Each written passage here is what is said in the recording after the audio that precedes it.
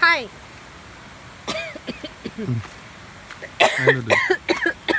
Sorry. അങ്ങനെ ഒരുപാട് നാളത്തെ ഇടവേളയ്ക്ക് ശേഷം ഞങ്ങൾ നാട്ടിലെത്തിയിരിക്കുകയാണ്. ഞങ്ങളിപ്പോൾ ഉള്ളത് നീർമുടിച്ചി വെള്ളച്ചാട്ടം എന്ന് പറയുന്ന സ്ഥലത്താണ്. ആ വെള്ളച്ചാട്ടം കാണാൻ ഞങ്ങൾ വന്ന വഴി നിങ്ങൾ കണ്ടല്ലോ അല്ലേ?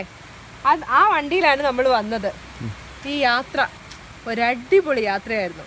കണ്ട റോഡ് കൃത്യമായിട്ട് നമ്മൾ യൂട്യൂബിലിടുന്നതായിരിക്കും, നിങ്ങൾക്കും കാണാം. പോകാം, വരാൻ പറ നീർമുടിച്ചി വെള്ളച്ചാട്ടം കാണാൻ. വാ വാ വാ പോവാം.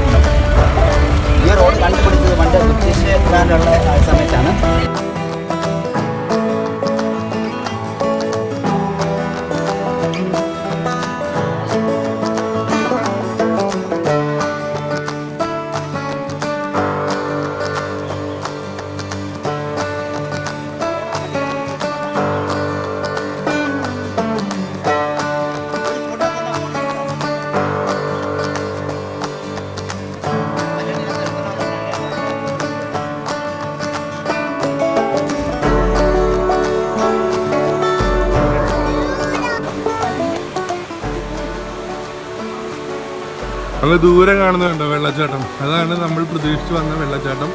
അതിൻ്റെ അരികിലേക്കാണ് പോകുന്നത്. അപ്പോൾ ചെറിയൊരു പ്രയാസമുണ്ട്. അപ്പോൾ വർത്തമാനം പറയാനും ഷൂട്ട് ചെയ്യാനൊക്കെ ചെറിയൊരു പ്രയാസമുണ്ട്. കാരണം ഒന്നാമത് നമുക്ക് പരിചയമില്ലാത്തൊരു വഴിയാണ്. അത് മാത്രമല്ല വരുന്ന വഴിക്ക് പാമ്പും ചെയ്യുമ്പോഴൊക്കെ ഉണ്ട്.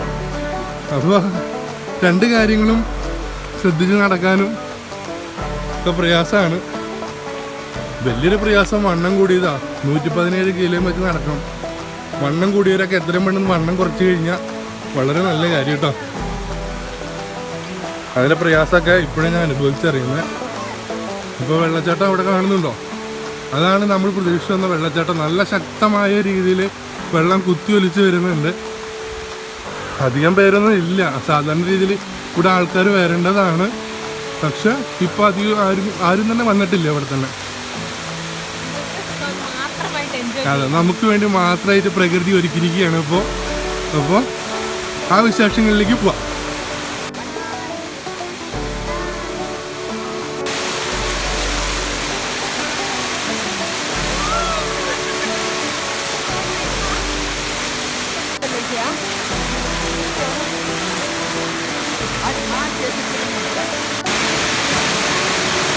അപ്പോൾ ഇതാണ് നമ്മുടെ നീർമുടിച്ചി വെള്ളച്ചാട്ടം.